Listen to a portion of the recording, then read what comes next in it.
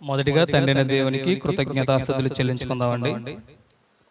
నాకు ఈ అవకాశం ఇచ్చిన ప్రియులైన సోదరులకి మా హృదయపూర్వక వందనాలు. అదేవిధంగా కూడి వచ్చిన సహోదరి సహోదరులందరికీ కూడా క్రీస్తు ప్రభు నామంలో మా హృదయపూర్వక వందనాలండి. ఈ దినాన కొద్ది నిమిషాలు దేవుని వాక్యాన్ని మనం నేర్చుకుందాం. దయచేసి మీ దృష్టి అంతా కూడా నేను చెప్పే వాక్యం మీద ఉంచాలని నేను ప్రేమపూర్వకంగా తెలియజేస్తున్నాను. అదేవిధంగా పిల్లలను కూడా మీ స్వాధీనంలో ఉంచుకోండి. ఒక విషయాన్ని దినాన మీకు నేను తెలియజేయాలని అనుకుంటున్నాను. అదేంటంటే, ఒక పనికి మాలిన వ్యక్తిని ప్రయోజనకరమైన వ్యక్తిగా మార్చిన దేవుడు. అర్థమవుతుందండి? ఇది ఆల్రెడీ బీసీ కాలంలో నేను చెప్పాను, మరలా చెప్పదలుచుకున్నాను. ఒక పనికి మాలిన వ్యక్తిని ప్రయోజనకరమైన వాడిగా మార్చిన దేవుడు అన్న విషయాన్ని ఈ దినాన మీకు తెలియజేయబోతున్నాను. జాగ్రత్తగా వినండి.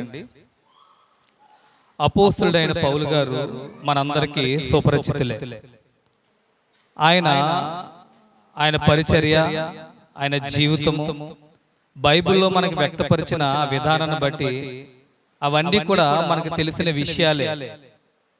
ఆయన ప్రారంభం, అదేవిధంగా ఆయన మధ్యలో అకాలమందు వచ్చిన మార్పు, ఆయన యొక్క భక్తి జీవితము, ఆయన చేసిన పరిచర్య మనకు తెలిసిందే. అలా అపోస్తులైన పౌలు గారు దమస్కు మార్గంలో ప్రయాణం చేస్తున్న తరుణంలో సంఘాన్ని హింసించడానికి అధికారుల దగ్గర పత్రాలు తీసుకుని బయలుదేరుతూ వెళ్ళినప్పుడు ఆయన మార్గ మధ్యలో కని విని ఎరగని ఒక దృశ్యాన్ని ఆయన చూడడం జరిగింది. ఆ దృశ్యం ఏంటంటే, పునరుత్థానుడైన యేసుక్రీస్తు ప్రభు ఆయనకి కన్నులారా కనిపించాడు. కన్నులారా కనిపించడమే కాదు, చాలా బలంగా ఆయనతో మాట్లాడడం జరిగింది. సౌలా సౌలా, నీ వేళ నన్ను హింసించుచున్నావు అని. ఎవరు మాట్లాడుతున్నారో తెలియదు, కనిపిస్తున్న ఆ దృశ్యం ఏంటో అతనికి తెలియట్లేదు. ప్రభువా నీవెవడువు అని పౌలు గారు కింద పడిపోయాడు. ఏమి కనబడట్లేదు, ఎందుకంటే చాలా గొప్ప ప్రకాశం ఉంది. ఆ గొప్ప ప్రకాశములో యేసుక్రీస్తు ప్రభు కనిపించారు. వినబడుతుంది స్వరం, కానీ ఆయన ఎవరో ఆయనకి తెలియట్లేదు. ప్రభువా నీవెవడువు అని అంటే, నీవు హింసిస్తున్నావే, నీవు హింసించుచున్న యేసు అన్నాడు. అక్కడ ప్రారంభమైంది పౌలు గారి యొక్క విశ్వాస జీవితం. అక్కడి నుంచి ఆయన 3 రోజుల వరకు ఆయనకి కళ్ళు కనిపించకపోవడం, దమస్కులోనికి వెళ్ళడం, దమస్కు ప్రాంతంలోకి వెళ్ళిన తర్వాత అననీయ ద్వారా ఆయన బాప్తిసం పొందుకుని కళ్ళు తెరవబడడం, ఆ తర్వాత అరేబియా దేశానికి వెళ్ళడం, అక్కడ ప్రభు దర్శనంలో లేకపోతే ప్రభుని ముఖాముఖిగా ఆయన చూడడం, అక్కడ ఆయన వాక్యం నేర్చుకోవడం, అపోస్తుల బోధంతా యేసుక్రీస్తు ప్రభు అక్కడ ఆయనకు అప్పగించడం, ఆ తర్వాత ఆయన సువార్త ప్రకటించడం, ఇవన్నీ కూడా మనం చూస్తూ ఉంటాం. అలా జరిగిన తరుణంలో అక్కడి నుంచి ఆయన విశ్వాస జీవితం ప్రారంభమైంది. ప్రారంభమైన తర్వాత ఆయన కొన్ని ప్రయాణాలు చేశాడండి. వాటిని బైబిల్లో మిషనరీ ప్రయాణాలు అని అంటాం. అంటే ప్రయాణాలు అంటే మనం కాకినాడ అలాగే మనం మా పెళ్లి గట్టి వెళ్ళి ప్రయాణం కాదు. ఆయన ప్రయాణం ఏంటంటే సంఘాలను కట్టుకుంటూ వెళ్ళే ప్రయాణం. అలా మొదటి ప్రయాణం చేశాడు, రెండో ప్రయాణం చేశాడు, మూడో ప్రయాణం చేశాడు. లాస్ట్కి ఏ సువార్త కొరకు ఆయన ప్రయాసపడుతున్నారో ఆ సువార్త నిమిత్తమే రోమా చెరసాల్లో ఆయన బంధించారు. వెసులుబాటు ఏంటంటే, నేను అనుకుంటాను, ఇప్పుడు వరకు పౌలు గారు ఖాళీ లేకుండా పరిచర్య చేశారు కాబట్టి పౌలు గారికి దేవుడు ఒక 2 సంవత్సరాలు రెస్ట్ ఇద్దాం అనుకున్నాడేమో. అందుకు రోమా చెరసాల్లో ఆయన బంధింపబడ్డాడు, కానీ అందరి ఖైదీల్లాగా జైల్లో బంధింపబడలేదు. ఆయన ప్రత్యేకంగా ఒక అద్దె ఇంట్లో ఉండి గృహ నిర్బంధంలో ఉండి సేవ చేయడానికి పర్మిషన్ ఆయనకు వచ్చిందంటే ఆ వచ్చేటట్టుగా చేసింది ఎవరంటే దేవుడు. అలాగా ఆ విధంగా అపోస్తులైన పౌలు గారు తన అద్దె ఇంట, అపోస్తుల కార్యాలు చివరి అధ్యాయంలో ఈ విషయం ఉంటుంది. తన అద్దె ఇంట కాపురం ఉండి దాదాపుగా 2 సంవత్సరాలు ఆయన సువార్త ప్రకటించారు. ఆయన బయటికి వెళ్ళడానికి అవకాశం లేదు, కానీ ఆయన దగ్గరకు వచ్చేవారు అందరినీ కూడా సన్మానించి సువార్త ప్రకటించేవాడు. ఆ 2 సంవత్సరాల్లో చాలా గొప్ప పరిచర్యను చేశాడు. చేయడమే కాదు, అనేక మందిని బలపరిచాడు, అనేక మందిని మార్చాడు. ఆ సమయంలోనే కొన్ని పత్రికలు కూడా రాశాడు. అవే ఎఫెసీయులకు రాసిన పత్రిక, ఫిలిప్పీలకు రాసిన పత్రిక, కొలస్సీలకు రాసిన పత్రిక, ఫిలోమోను పత్రిక. ఆ 4 పత్రికలు ఆ చెరకాలంలోనే ఆ రోమా చెరసాల్లో రాయబడిన పత్రికలనే ఉండే ఆ 4 కూడా. అయితే ఈ రోమా చెరసాల్లో అంటే గృహ నిర్బంధంలో, హౌస్ అరెస్ట్ అంటారు కదా, అంటే ఇంట్లోనే ఉండాలి, ఇంక బయటికి ఎక్కడికి వెళ్ళి కార్యకలాపాలు చక్కబడడం కుదరదు. అతను చుట్టూ సైన్యం ఉంటుంది, అంటే మన భాషలో మాట్లాడుకోవాలంటే పోలీస్ అధికారులు ఉంటారన్నమాట. ఆయన ఎక్కడికి వెళ్ళడానికి అవకాశం లేదు, కానీ ఆయన దగ్గరికి అందరూ రావచ్చు. అందరూ వచ్చేవారు అందరికీ వాక్యం చెప్పేవాడు. ఆయన ఎలా చెప్పాడంటే అక్కడ ఉన్న సైనికులకు కూడా అర్థమైపోయింది, పౌలు ఎటువంటి దోషం చేయలేదు, కేవలం సువార్త ప్రకటించడం ద్వారా మాత్రమే పౌలు గారిని ఇక్కడ ఈ విధంగా శ్రమ పడుతున్నాడు, అరెస్ట్ చేశారన్న విషయం అందరికీ అర్థం. ఇదంతా ఎందుకు చెప్పానంటే ఇప్పుడు అసలైన వ్యక్తి వస్తున్నాడు. ఇప్పుడు మన టైటిల్ చెప్పుకున్నాం ఏంటది? పనికి మాలిన వాడిని ప్రయోజనకరమైన వాడిగా మార్చిన దేవుడు. ఒక వ్యక్తి ఉన్నాడు.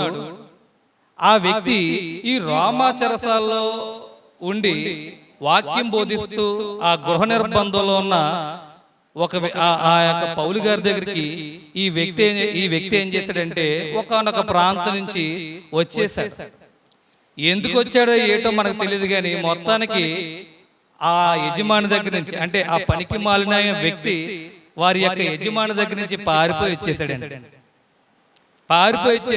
వచ్చేటప్పుడు బహుశా ఆ కాలంలో వాళ్ళు ఏం చేసేవారంటే వారి యజమానులు, అంటే యజమాని దాసులు అనే ఒక వ్యవస్థ నడిచేది. ఈ యజమానులకి వాళ్ళ దాసుల మీద సర్వాధికారాలు ఉండేవి అన్నమాట. చంపేసుకొచ్చి కూడా వాళ్ళు జీతాలు అలాంటివి ఏమి ఉండవు. ఉదాహరణకి మనం ఎద్దులు మేపుకుంటాం, పశువులు మేపుకుంటాం, జీతం ఇస్తామండి, వాటికి పెంచి పోషిస్తాం, అది మనకు పని చెయ్యాలంతే. పశువులు మనకి ఎలాగో దాసులు కూడా అదే విధంగా ఉండేది ఆ కాలపు వ్యవస్థలో. అయితే అలాంటి సమయంలో ఒక వ్యక్తి ఉన్నాడు. ఆ వ్యక్తి గొప్ప విశ్వాసి, చాలా మంచి విశ్వాసి. అలాంటి మంచి విశ్వాసి దగ్గర నుంచి ఈ పనికి మాలిన దాసుడు బహుశా ఏమన్నా అపహరించాడేమో, ఏం చేశాడో తెలియదు, మొత్తానికి ఆయన ఎదిరించాడు. ఆయనకి ఉన్నన్నాళ్ళు ఆయన దగ్గర ఎటువంటి ప్రయోజనం ఈయనకి, అంటే ఆ వ్యక్తికి, ఆ యజమానికి ఎటువంటి ప్రయోజనం లేదు ఈ వ్యక్తి వల్ల. అక్కడి నుంచి పారిపోయి వచ్చేసాడు.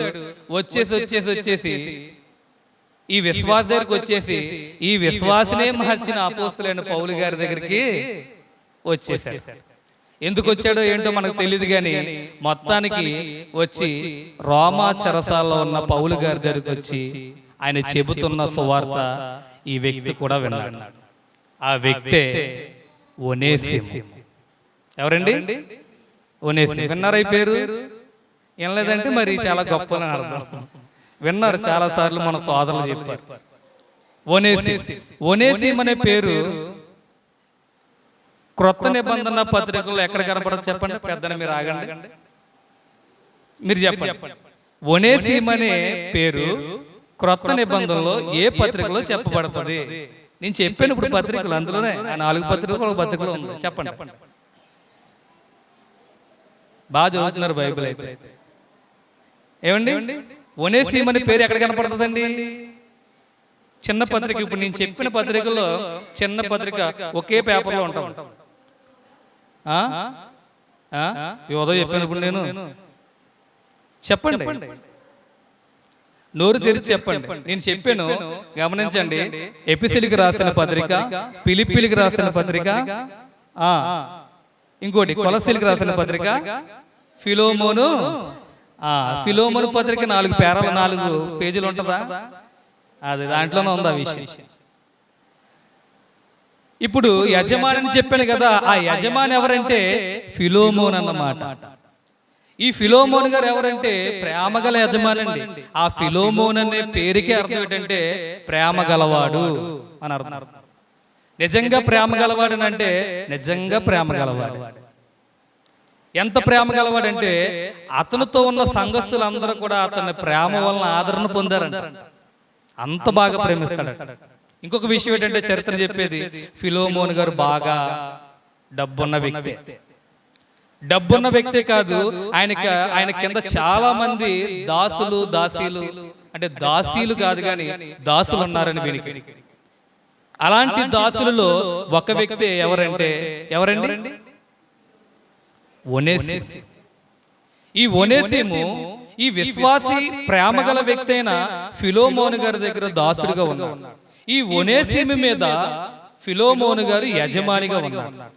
యజమాని ఏమి చెబితే అదే ఈ వ్యక్తి చెయ్యాలి. కానీ ఆ యజమాని చెప్పే విషయాలు ఈ వ్యక్తికి ఏమీ ఎక్కట్లేదు. మీరు ఎప్పుడన్నా గమనించండి, ప్రార్థనకి వెళ్దాం రండి, బైబిల్ చదువుదాం రండి, ప్రార్థన చేద్దాం రండి అంటే ఎవరన్నా వస్తారో చెప్పండి. ఎక్కువ సమయం ప్రార్థనలో ఉందామంటే, ఎక్కువ సమయం దేవుని యొక్క సహవాసంలో మనం ఉందామంటే ఎవరన్నా వస్తారా? రావు. ఎందుకు రారంటే లోక సంబంధికి అవి అంత మాత్రం కూడా నచ్చుబాటుగా ఉండవు. కాబట్టి వాడు ఏం చేస్తాడంటే ఎక్కువగా లోకంలో గడపడానికి ఇష్టపడతాడు. అలా బయటకు పోతూ ఉంటాడు. అలా బయటకు పోయిన వాడే ఎవరు?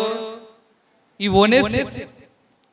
బహుశా ఏమో ఫిలోమోను గారి యొక్క విశ్వాస జీవితం ఆయన బలవంతం చేస్తుందేమో, కానీ ఇతను మాత్రం అతని మాట వినలేదు. వినకుండా అక్కడి నుంచి పారిపోయి వచ్చి పెనం మోయించి ఎక్కడ పడ్డాడు? పొయ్యిలో పడినట్టు ఫిలోమోను గారిని మార్చేసిన అపోస్తలుడైన పౌలు గారి దగ్గరికి వచ్చాడు. ఫిలోమోను గారు ఎవరి ద్వారా మారారంటే పౌలు గారి ద్వారా. కొలస్సీ ప్రాంతానికి వచ్చి పౌలు గారు ఎప్పుడు వాక్యం చెప్పలేదు, కానీ ఎఫెసీ ప్రాంతంలో ఆయన 3 సంవత్సరాలు పరిచర్య చేశాడు. ఇది అంతా ఎక్కడ ఉందంటే బైబిల్లో ఉంది. నేను బైబిల్లో ఉన్నాయి చెప్తున్నాను. వాక్యం ఎరిగిన వారు ఈ విషయాలు గమనించగలరు. అంటే ఆ సారాన్ని మీకు బయట తీస్తున్నాను. ఆయన రెఫరెన్స్లు చేస్తే చాలా కథ అవుద్దని సారాన్ని నేను బయట తీస్తున్నాను. అయితే ఏం జరిగిందంటే ఎఫెసీ ప్రాంతంలో ఎక్కువ కాలం పరిచర్య చేశారండి అపోస్తలుడైన పౌలు గారు. దాదాపుగా 3 సంవత్సరాలు అక్కడ పరిచర్య చేశారు. 3 సంవత్సరాలు పరిచర్య చేస్తున్నప్పుడు ఆ ఎఫెసీకి పరివాహంలో ఉన్న ఆ కొలస్సీ ప్రాంతానికి చెందిన ఈ తిమోతి గారు బహుశా ఆ ఎఫెసీలో ఈయన ద్వారా వాక్యం విని రక్షణ పొంది సంఘ విశ్వాసిగా చేర్చబడ్డాడు. అంతేకాదు సంఘంలో ఒక నాయకత్వపు పొజిషన్లో ఆయన ఉన్నాడు. అలాంటి వ్యక్తి దగ్గర, అలాంటి ప్రేమగల వ్యక్తి దగ్గర ఈ ఒనేసిము అనే వ్యక్తి ఇమడలేకపోయి వచ్చేసి పారిపోయి వచ్చి రోమా చెరసాల్లో ఉన్న పౌలు గారిని కలుసుకున్న తర్వాత పౌలు గారు ఎలాంటి వాళ్ళు? కఠినమైన సైన్యాధిపతుల్ని, కఠినమైన సైనికులు కూడా సువార్త చెప్పి మార్చేంత గొప్పడు ఆయన. ఎలాంటి వ్యక్తి అంటే అతనికి అవకాశం ఉంటే రాజులకు కూడా ఆయన సువార్త ప్రకటిస్తాడు. మీరు అపోస్తల కార్యాలు మనం చూస్తున్నప్పుడు అగ్రిప్ప రాజా అనే ఒక వ్యక్తి ఉంటాడు. చాలా విచిత్రంగా ఉంటుందండి ఆ సందర్భం. మీరు ఎప్పుడైనా గమనించండి, అగ్రిప్ప రాజు దగ్గర ఆయన నిజానికి చెప్పవలసింది ఏంటంటే నా మీద ఎటువంటి నేరం లేదని చెప్పుకుంటేనే సువార్త చెప్పేస్తాడు. ఒకసారి ఆ వాక్య భాగాన్ని మనం చూద్దాం, చాలా బాగుంటుందండి. ఒకసారి చూద్దాం. అపోస్తల కార్యగ్రంథము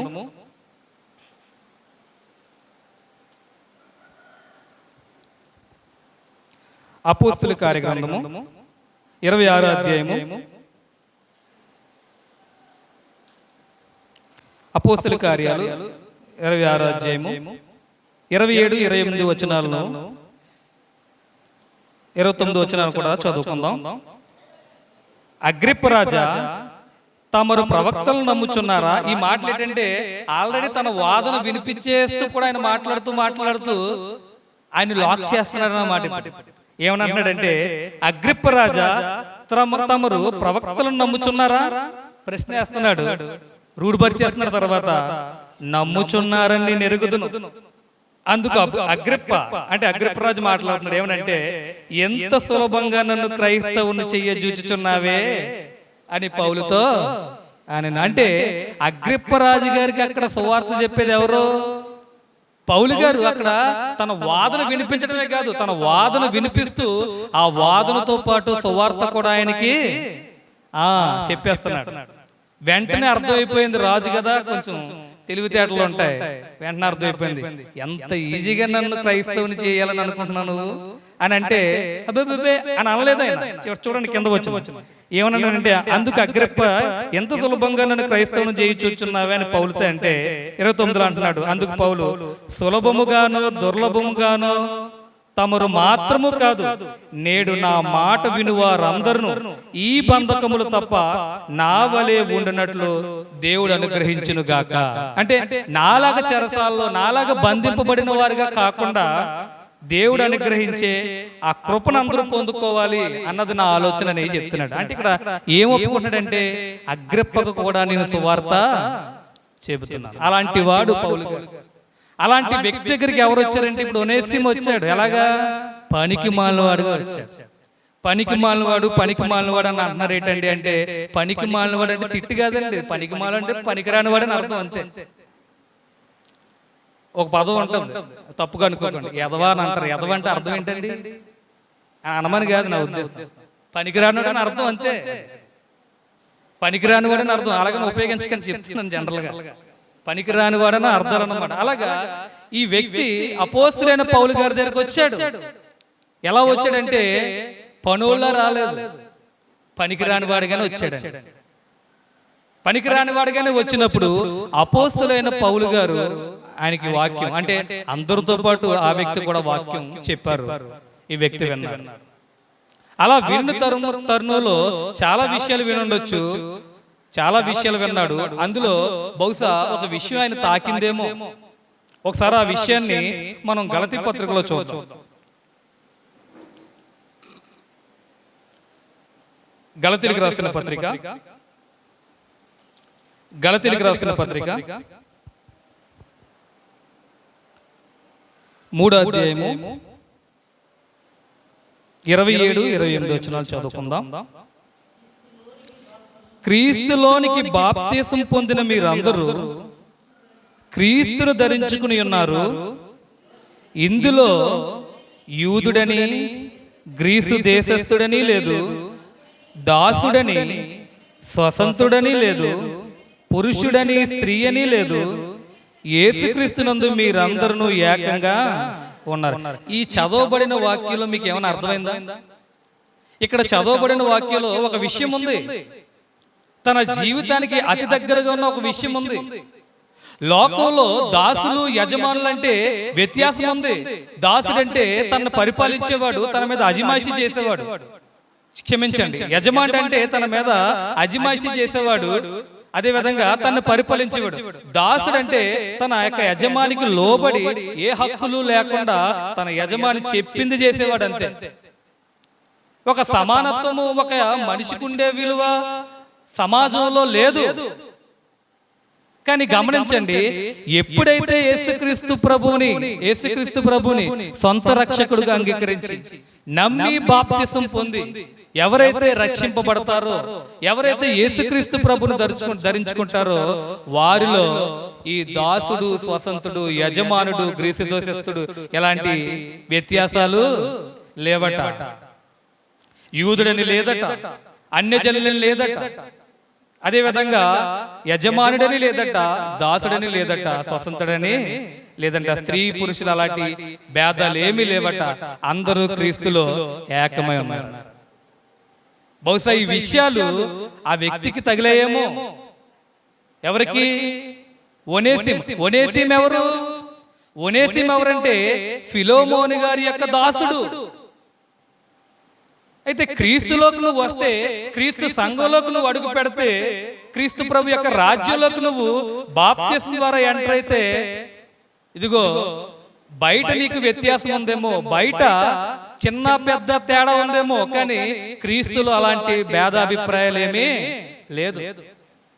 ఎటువంటి భేదం లేదు క్రీస్తులో ఏముందంటే, క్రీస్తులో అందరూ ఏకమే. మీరు గమనించండి, చదువు రాని వాళ్ళు సంఘంలో ఉంటారు, చదువు వచ్చిన వాళ్ళు సంఘంలో ఉంటారు, కలెక్టర్లు సంఘంలో ఉంటారు, కూలి పనికి వెళ్ళే వాళ్ళు సంఘంలో ఉంటారండి. ఉన్నత వర్గాలు అంటే మన భాషలో మాట్లాడుకుంటే ఉన్నత వర్గాల వారు ఉంటారు, లేనివారు ఉంటారు, లేని వర్గాల వారు ఉంటారు. కానీ అందరూ సంఘంలో సహోదరు. ఎందుకు ఇక్కడ ఈ సహోదర భావాన్ని దేవుడు చూపెడుతున్నాడంటే గమనించండి, అక్కడికి వెళ్ళిన తర్వాత రిజర్వేషన్లు ఉండవు. దేవుని రాజ్యానికి వెళ్ళిన తర్వాత క్యాస్ట్లు ఉండవు, కేటగిరీలు ఉండవు, 5%, 10% రిజర్వేషన్ అలాంటివి ఉండవండి. అక్కడికి వెళ్ళిన తర్వాత పౌలు గారైనా పేతురు గారైనా నువ్వైనా నేనైనా దేవుని స్వభావం గలవారమే.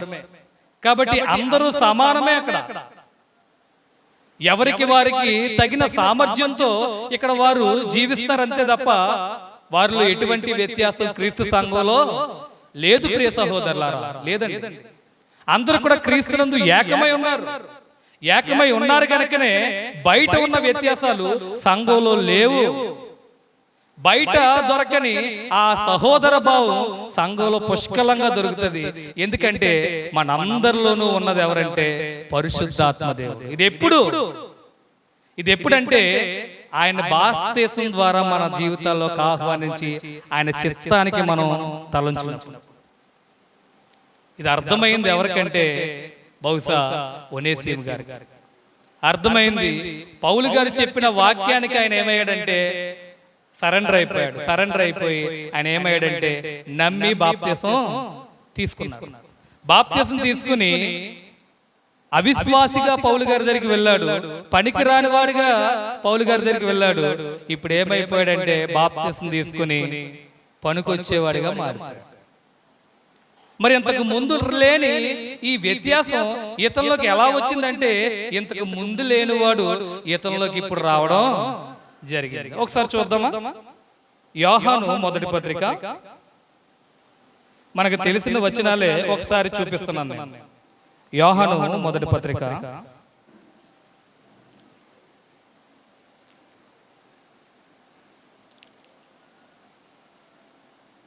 యోహాను మొదటి పత్రిక 4వ అధ్యాయము 4వ వచనాన్ని మనం చదువుకుందాం. చిన్నపిల్లలారా, మీరు దేవుని సంబంధులు, మీలో ఉన్నవాడు లోకములో ఉన్నవాడి కంటే గొప్పవాడు గనుక మీరు వారిని జయించి ఉన్నారు. చూసారా? ఇంతకు ముందు ఈ ఒనేసిము అనే వ్యక్తిలో లేని వ్యక్తి ఎవరంటే ఎవరు? పరిశుద్ధాత్మ దేవుడు. ఒక గొప్పవాడు ఒనేసిము గారిలో ఒకప్పుడు లేడు. కానీ ఎప్పుడైతే అపోస్తలుడైన పౌలు గారి యొక్క వాక్యం విని నమ్మి బాప్తిసం పొందాడో ఆ గొప్పవాడైన వ్యక్తి, ఆ గొప్పవాడైన దేవుడు ఒనేసిము గారి యొక్క హృదయంలో నివాసం చేయడానికి ప్రయాణమై వచ్చేసాడు. కాబట్టినే తన పనికి మాలిన స్వభావాన్ని విడిచిపెట్టాడు. పనికొచ్చేవాడుగా తను మారాడు. పనికొచ్చేవాడుగా మారారని ఎలా చెప్పగలుగుతున్నాం మనం? ఎలా చెప్పగలుగుతున్నాం అంటే ఇతడు పనికి మాలిన వాడని, ఇప్పుడు పనికొచ్చేవాడని ఈ విధానాన్ని అంతా చూసింది ఎవరంటే ఎవరు? అపోస్తలుడైన పౌలు గారు చూశారు. ఇతని పరిస్థితి ఏంటో, ఈ విధానం ఏంటో ఇవన్నీ చూశారు. అంతకు ముందు దాసులు ఎలా ఉండేవారో ఒక చిన్న వివరణ చూసి మనం ముందుకు వెళ్ళిపోతాం. తీతుకు రాసిన పత్రిక 2వ అధ్యాయము. యజమానుల పట్ల దాసులుండే వైఖరి, ఆ కాలంలో దాసులుండే వైఖరి ఎలా ఉండేదో అంటే ఎదిరించే దాసులు, లోబడే దాసులు కాదు. నా మాటలు అర్థమవుతున్నాయండి మీకు? ఎదిరించే దాసులు, యజమానికి లోబడిన దాసులు ఎలా ఉండేవారో తీతుకు రాసిన పత్రికలో వివరిస్తున్నాడు. తీతుకు రాసిన పత్రిక 2వ అధ్యాయము 9-10 వచనాలు చదువుకుందాం. దాసులైన వారు అన్ని విషయముల యందు మన రక్షకుడకు దేవుని ఉపదేశమును అలంకరించినట్లు తమ యజమానులకు ఎదురుమాట చెప్పక, ఏమియో అపహరింపక, సంపూర్ణమైన మంచి నమ్మకము కనుపరుచుచు అన్ని కార్యములందు వారిని సంతోషపెట్టుచు వారికి లోబడవలనని వారిని హెచ్చరించమని తీతు గారికి పౌలు గారు పత్రిక రాస్తూ ఆ సమాజంలో ఉన్న ఎలాంటి దాసులకి చెప్పని అంటున్నాడు. అయితే ఇక్కడ మనం వేరొక కోణాన్ని చూడాలి. ఇక్కడ యజమానులు ఎలాంటి బలహీనతల్లో ఉంటారో ఇక్కడ చెప్తున్నాడు. వారు ఎలా ఉంటారంటే, నేను చెప్తున్నాను చూడండి, తమ యజమానులకు ఎదురు మాట చెప్పేవారుగా ఉంటారట. అర్థమవుతుందా? తమ యజమానులకి ఎదురు మాట చెప్పేవారుగా ఉన్నారట. అపహరింపు ఏమీ అపహరింపకంటే దొంగతనాలు చేసే విధానం దాసుల దగ్గర ఉంది. నా మాటలు అర్థమవుతున్నాయండి? అనండి. నాకు కొంచెం క్లారిటీ వస్తుంది నా వైపు చూస్తూ. ఏమని అంటున్నాడు ఇక్కడ? తమ యజమానులకి ఎదురు మాట చెప్పేవారట. దాసులు, యజమానులు దాసులు అని చెప్పాం కదా. ఈ ఒనేసిము అనే వ్యక్తి బహుశా బహుశా బహుశా ఒకవేళ ఫిలోమోను ఎదిరించాడేమో, ఎదురాడి మాట్లాడాడేమో ఒకవేళ. ఎందుకంటే పౌలు గారు ఫిలోమోనుకు పత్రిక రాస్తే ఏమంటాడంటే, ఇదిగో నేను వేడుకుంటున్నాను, ఇతన్నే చేర్చుకో అంటాడు. ఎవరి గురించి బతిమాలుతామండి? పోన్లా ఆయన చూసి కాదులే, నా ముఖం చూసి అన్న ఇతన్నే చేర్చుకొని అంటాడంటే అర్థం ఏంటి? అయ్యగారు బాగా మరి మాట్లాడలేదని అర్థం. అంటే ఈ ఒనేసిము అనే వ్యక్తి ఏం చేశాడంటే ఫిలోమోను గారిని బహుశా ఎదిరించాడేమో. ఇంకా పౌలు గారు ఇంకొక మాట అంటారు, ఒకసారి చూద్దాం, అది కూడా చూసి మాట్లాడితే బాగుంటుంది. ఫిలోమోనుకు రాసిన పత్రిక 18వ వచనం. ఫిలోమోనుకు రాసిన పత్రిక 18వ వచనం. అతడు నీకు ఏ నష్టమైనను కలగజేసిన ఎడల నీకు ఏమైనా రుణమున్న ఎడలను అది నా లెక్కలో చేర్చుము. చూడండి మాట, అతడు నీకేమైనా నష్టము కలగజేసినా, నీకేమైనా రుణమన్నా అది నా లెక్కలో చేర్చి అన్నాడు. ఎక్కడ చదువుదాం? తీతుకు రాసిన పత్రిక 2వ అధ్యాయం 10వ వచనం. ఏమీ అపహరింపక అన్నాడు. బహుశా ఫిలోమోను గారికి ఇతను నష్టం ఏదో చేశాడేమో. నేను రూఢపరుస్తలేదు కానీ ఒనేసిము గారు తన పాత జీవితంలో అతనికి దాసుడిగా ఉన్నప్పుడు అంత మంచివాడేమీ కాదండి. అతనికి దాసుడిగా అంటే ఫిలోమోను గారికి ఇతను మారక మునుపు ఈ ఒనేసిము దాసుడిగా ఉన్నప్పుడు అతని జీవితం అంత రమ్యంగా ఏమీ లేదు. ఇంకా చెప్పాలంటే చెప్తున్నాడు ఇక్కడ మాట ఫిలోమోనుకు రాసిన పత్రికలో. ఏమన్నాడంటే, ఇంతకు మునుపు అతడు నిష్ప్రయోజకుడైన దాసుడే, నీకు అతడు పనికి మాలిన వాడే అని అంటున్నాడు. అంటే ఇంతకు ముందు ఆయన చెప్పిన మాట ఏది కూడా ఇతడు వినేవాడు కాదు. ఒనేసిములో ఏమి లేదంటే నమ్మకత్వం లేదు. ఒనేసిములో ఏదంటే యజమాన్ని గౌరవించే విధానం లేదు. ఒనేసిములో ఏం లేదంటే ఏముందండి? లోబడే తత్వం లేదు. దొంగతనం ఉంది, ఎదురు మాట చెప్పే విధానం ఉంది. ఇంకేముందంటే నమ్మకత్వాన్ని నిలుపుకుని, అంటే యజమానికి అప్పచెప్పి నేను ఎక్కడికైనా వెళ్ళొచ్చని, క్షమించండి, దాసుడికి అప్పగించి నేను ఎక్కడికైనా వెళ్ళొచ్చనే విధానం, ఆ నమ్మకత్వాన్ని అతను కనుపరచలేకపోయాడు. ఉదాహరణకి ఒక వ్యక్తికి మనం 10,000 ఇచ్చి నువ్వు చక్కబెట్టంటే నమ్మకం ఉన్న వాళ్ళకి ఇస్తామా, నమ్మకం లేని వారికి ఇస్తామా? నమ్మకం ఉన్న వాళ్ళకి ఇస్తాం. జాగ్రత్తగా సైడ్ పాకెట్లో పెట్టుబడికి ఇస్తామండి, నమ్మకం లేని వాళ్ళకి ఇవ్వం. కానీ ఈ ఒనేసిము దగ్గర నమ్మకత్వం ఏమీ లేదేమో. ఇలాంటి భయంకరమైన పరిస్థితిలో ఉన్నాడు. ఎవరంటే ఒనేసిము. ఇలాంటి పరిస్థితితో ఎక్కడికి వెళ్ళాడంటే తన ఫిలోమోనికి, అంటే తన యజమానుడైన ఫిలోమోనికి అన్యాయం చేసి వెళ్ళిపోయాడు. తన యొక్క యజమానుడైన ఫిలోమోనికి ఒక రకంగా ద్రోహం చేసి వెళ్ళి ఆ ఫిలోమోను గారినే మార్చేసిన అపోస్తలుడైన పౌలు గారి దగ్గరికి వెళ్ళి వాక్యం విన్నాడు, మారాడు. ఎలా మారాడంటే క్రీస్తు సంఘంలో ఎటువంటి వ్యత్యాసాలు లేవు. బయట వ్యత్యాసాలు ఉంటాయి కానీ క్రీస్తు ప్రభు సంఘంలో ఎటువంటి వ్యత్యాసాలు ఉండవు. ఇక్కడ అందరూ సమానులు. ఎమ్మెల్యే గారు వచ్చినా కూర్చోబెట్టడం అక్కడే, ఇక్కడ ఉండరు. ఇక్కడ సేవకులు మాత్రమే ఉంటారు. ఎంపీ గారు వచ్చినా ఇక్కడ కూర్చోడం కుదరదు, అక్కడే కూర్చోవాలి. వారు కూడా తోటి విశ్వాసులతో విశ్వాసే, అంతే. మిగతా సంఘాలు మనకు అనవసరం. క్రీస్తు సంఘం చెప్పేది ఇదే. క్రీస్తు ప్రభు సంఘం నేర్పించేది ఇదే. చాలా మంది మీరు గమనించండి, ఎక్కడన్నా మీటింగ్లు అలాంటివి ఏమైనా జరిగాయి అనుకోండి, స్టేజ్ మీద తీసుకొచ్చి కూర్చోబెడతారండి ఎవరిని, పెద్దలుగా పేరెన్నికగలిగారు స్టేజ్ మీద తీసుకొచ్చిపెడతారు. స్టేజ్ మీద ఏ స్టేజ్? నేను ఏ మీటింగ్ల గురించి మాట్లాడతాను? క్రైస్తవ సభల గురించి నేను మాట్లాడుతున్నాను. కుర్చీ వేయండి ఎక్కడ, అంతే. సంఘాల్లో కూడా చాలా దిక్కున ఎవరన్నా పెద్ద అధికారులు వచ్చేసారనుకోండి, వాకింగ్ చెప్పేవాళ్ళైతే ఇక్కడ కూర్చోడు న్యాయమే, కానీ మిగతా వారికి ఇక్కడ కూర్చోడానికి అర్హత లేదండి, నేనైనా ఎవరైనా. కానీ అలా తీసుకొచ్చి అక్కడ కూర్చోబెడతారు. అక్కడ కూర్చోడం అంటే ఏంటో తెలుసు, ఒక రకంగా వాళ్ళ నాయకత్వం వహిస్తున్నారని అర్థం. అక్కడ నుంచుని ఇక్కడ మాట్లాడుతుంటే ఒక నాయకత్వపు విధానంలో ఉన్నారని అర్థం. ఒక అన్యుడు మన మీద నాయకత్వం, అది తగునా చెప్పండి? ఇలాంటి విధానాలు ఉంటున్నాయి సమాజంలో. అది సరైన విధానం కాదండి, అది సరైన విధానం కాదు. మీరు గమనించండి, ఇక్కడ ఫిలోమోను ఒక యజమాని, అతని దాసుడు ఒనేసిము అతనికి ఎందుకు కూడా పనికిరాని వ్యక్తి ఒకప్పుడు. కానీ ఎప్పుడైతే ప్రభువును తెలుసుకున్నాడో, ఎప్పుడైతే అపోస్తలుడైన పౌలు గారి దగ్గర వాక్యం విన్నాడో, మారాడు, మార్పు చెందాడు. ఇక్కడ ఎటువంటి వ్యత్యాసం లేదు సంఘంలో, బయట ఉంది కానీ ఇక్కడ మాత్రం, అంటే సంఘంలో మాత్రం ఎటువంటి వ్యత్యాసం లేదు అని అనుకున్నాడు. తన పాత జీవితాన్ని వదిలేశాడు. అంటే తన పాత జీవితంలో ఏముందంటే నమ్మకత్వం లేని జీవితం ఉంది. తన పాత జీవితంలో ఏంటంటే నష్టం కలిగించే జీవితం ఉంది.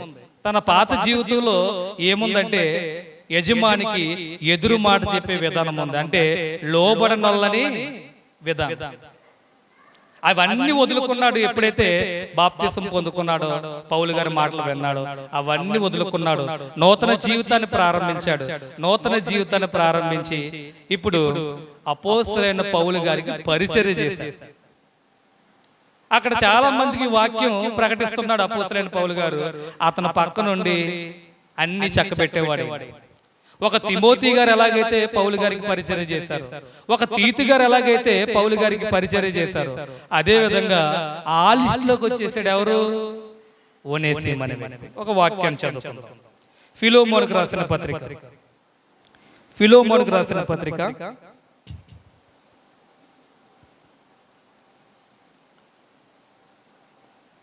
11వ వచనాన్ని మనం చదువుకుందాం.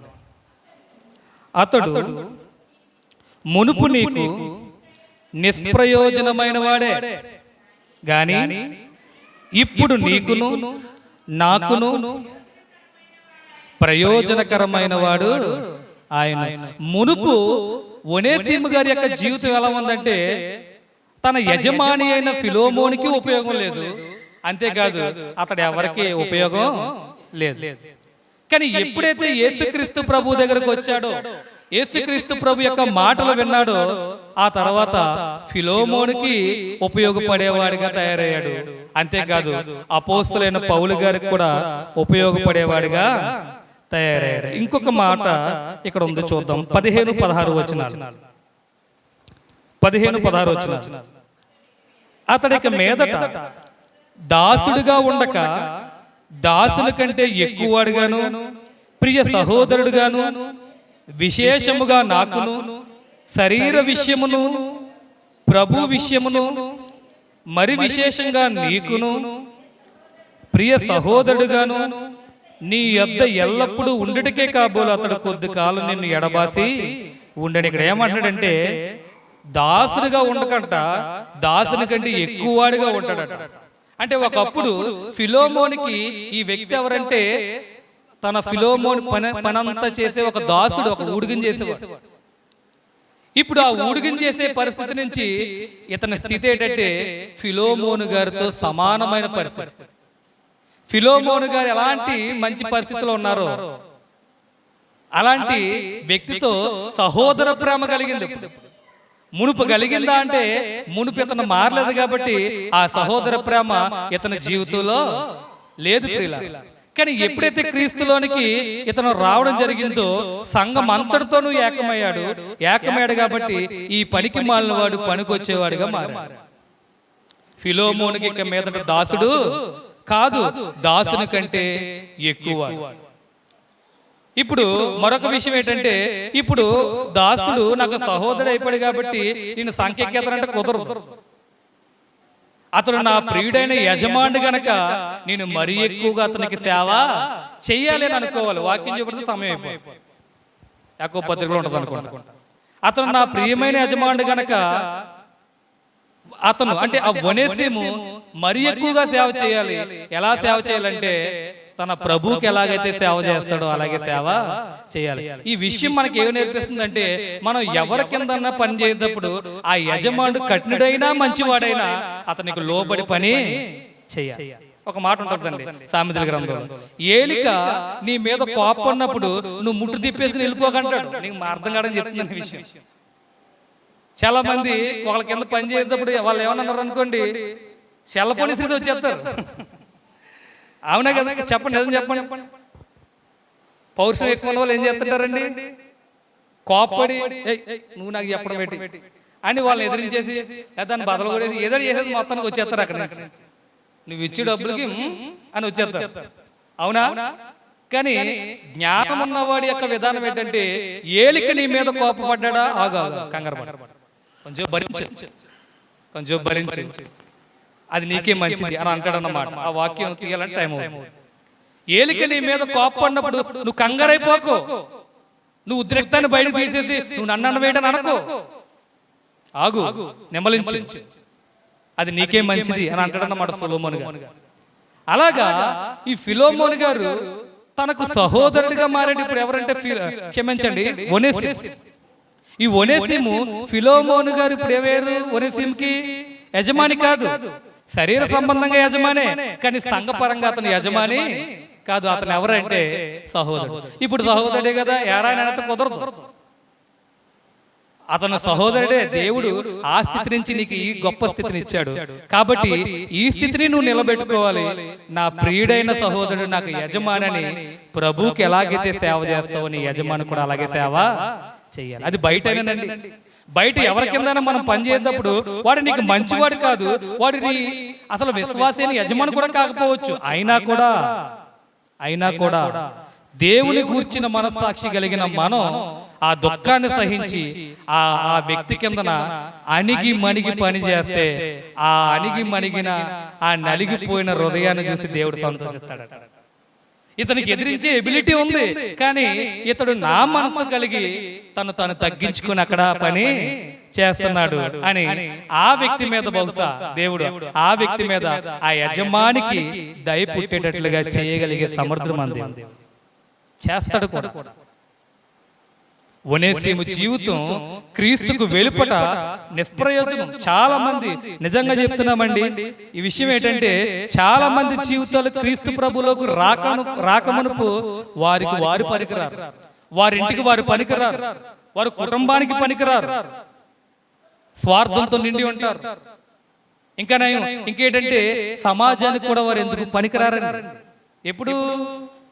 ఎప్పుడంటే క్రీస్తు ప్రభుకు వెలుపట, క్రీస్తుకు బయట, క్రీస్తులోనికి రాకమునుపు ఎవ్వరికి ప్రయోజనంగా ఉండరు జనాలు. కానీ పనికి మాలిన వారైనా, పెంట కుప్పల మీద ఉన్నవారైనా క్రీస్తు ప్రభులోనికి వచ్చిన తర్వాత ప్రయోజనకరమైన వారిగా మారారు. ఆ తర్వాత ఈ వ్యక్తి ఎలా మారాడంటే, పౌలు గారు రాసిన పత్రికలను పట్టుకుని వెళ్ళేవాడిగా మారాడు. ఈ ఫిలోమోను గారికి కొలస్సీ ప్రాంతానికి పంపిన ఆ కొలస్సీ పత్రిక ఉంది కదా, ఆ పత్రిక ఎవరు తెచ్చారనుకుంటున్నారు? ఒకసారి చూద్దాం. కొలస్సీలకు రాసిన పత్రిక, కొలస్సీలకు రాసిన పత్రిక 4వ అధ్యాయం 7వ వచనం.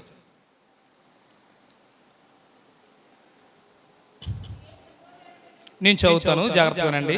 ప్రియ సహోదరుడును ప్రభునందు నమ్మకమైన పరిచారకుడును నా తోడి సేవకుడైన తుకీకు నన్ను గూర్చిన సంగతులను మీకు తెలియజేయను. మీరు మా స్థితి తెలుసుకున్నట్లును మీ హృదయములను అతడు ఆదరించినట్లును అతనితో కూడా నమ్మకమైన ప్రియ సహోదరుడైన ఒనేసిమును మీ యొద్దకు పంపుచున్నాను. ఇతన్ని గుర్తుపట్టండి, ఇతడు మీ యొద్ద నుండి వచ్చిన వాడే. చూసారా, ఇతన్ని గుర్తుపట్టాలి మీరందరూ కూడా. ఇతడు ఎక్కడి నుంచి వచ్చాడు? ఆ కొలస్సీ ప్రాంతం నుంచి వచ్చాడు. ఇప్పుడు చెప్పండి, ఈ ఫిలోమోను గారు ఎక్కడ ఉన్నారు? ఇప్పుడు కొలస్సీ ప్రాంతానికి చెందిన వ్యక్తి. కాబట్టి మీ యొద్ద నుండి వచ్చిన వాడే వీరెక్కడ సంగతులన్నీ మీకు తెలియజేస్తారు. అంటే ఈ కొలస్సీ పత్రిక తుకీకు గారితో పట్టుకుని వెళ్ళిన వ్యక్తి ఎవరు? ఒనేసిము గారు. ఇప్పుడు చెప్పండి, ప్రయోజనకరమైన వాడేనా? ప్రయోజనకరమైన వాడేనా? కొలస్సీ పత్రిక అండి. ఆ రోజు ఆ పత్రికను పట్టుకుని కొలస్సీ ప్రాంతానికి వెళ్ళాడు. ఇప్పుడు మనం చదువుకుంటున్న ఈ కొలస్సీ పత్రిక ఒకప్పుడు ఒనేసిము పట్టుకుని వెళ్ళాడు. అదే కొలస్సీ పత్రికను ఇప్పుడు మనం చదువుకుంటున్నాం.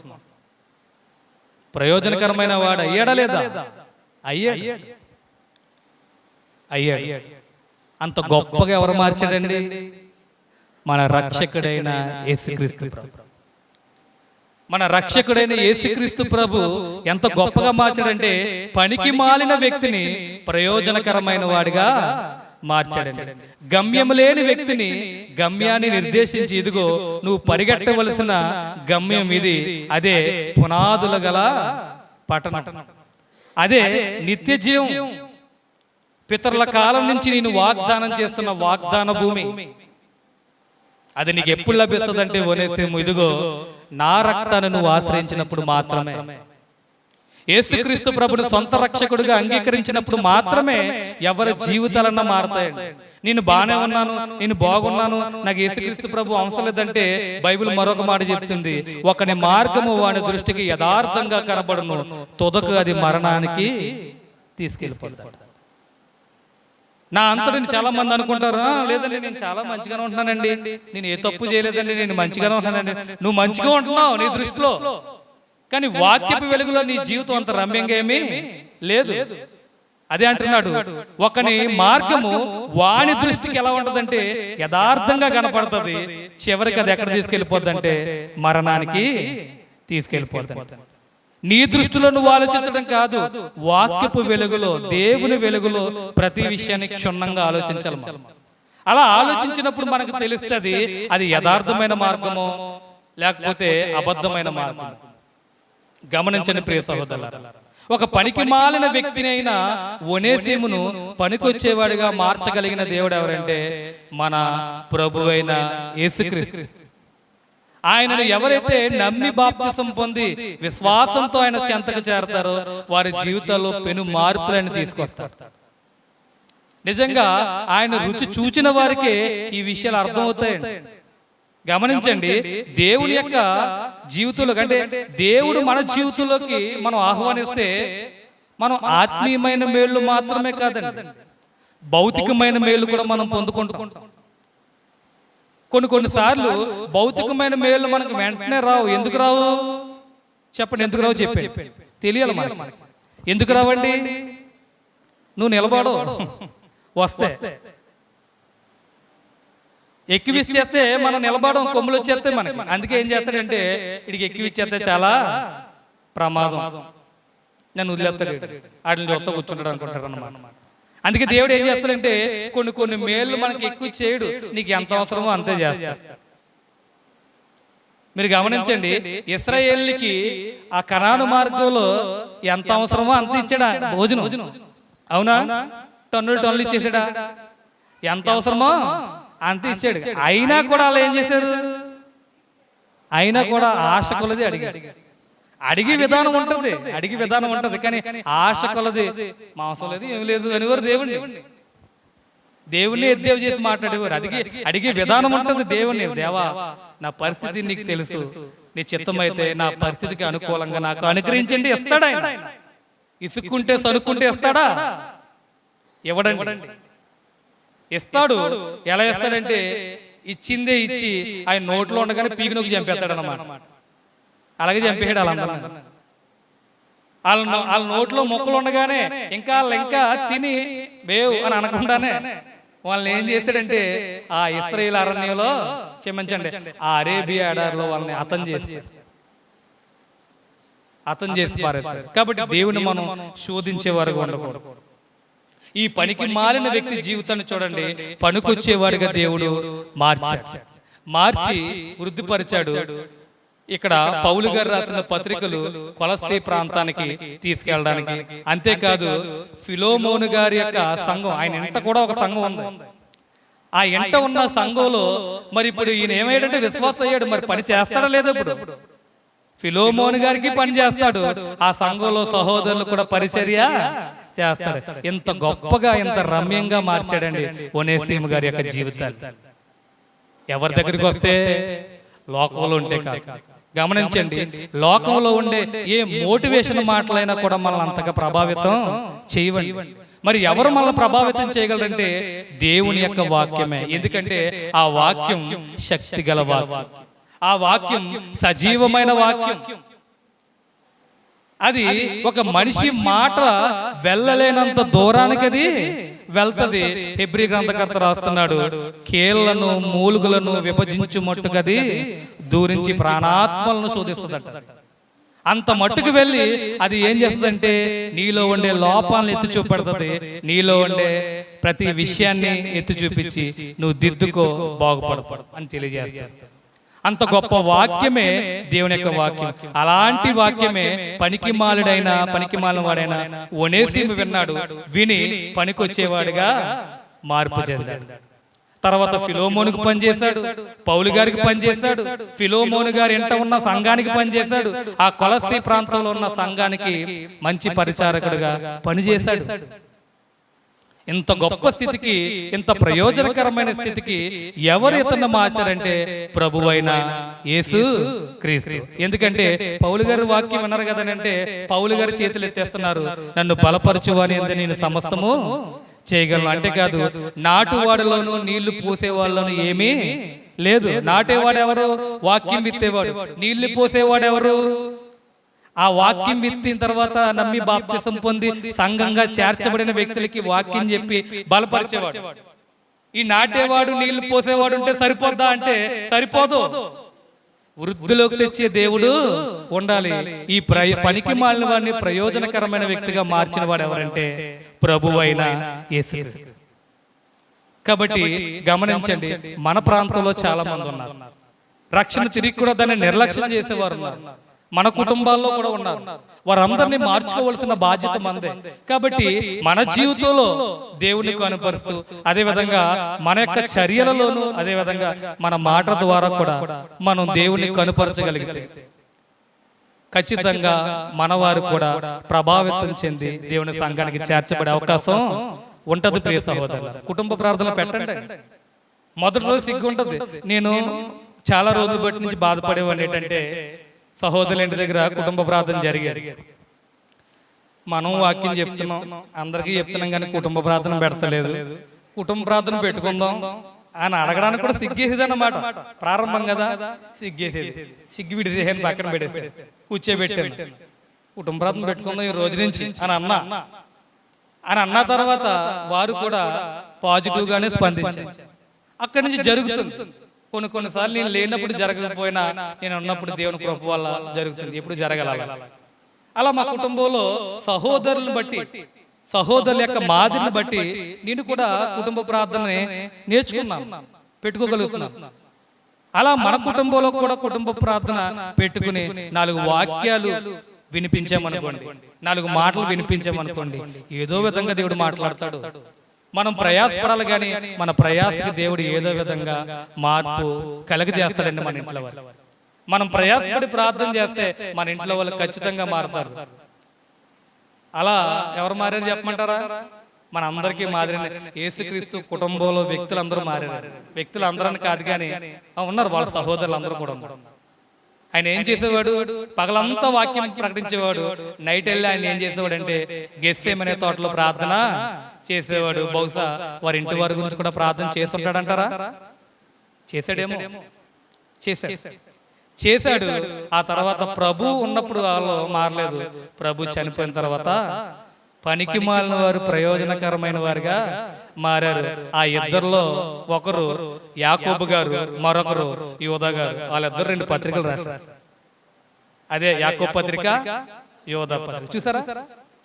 దేవుడు మార్చగలడు. మనం ప్రయాసపడితే దేవుడు ఖచ్చితంగా సహాయం చేస్తాడు. కాబట్టి అలాగా మనం ఎప్పుడు కూడా దేవుల్లో వర్ధిల్లుతూ మనము జాగ్రత్తగా ఉంటూ మన కుటుంబాలను కూడా దేవుళ్ళలోకి నడిపించుకోవాలని ఈ కొద్ది మాటలు తెలియజేస్తూ నా మాటలు ముగిస్తున్నాను. మీ అందరికీ కూడా నా హృదయపూర్వక వందనాలు. సోదరులు వచ్చి కార్యక్రమాన్ని ముందుకు నడిపిస్తారు.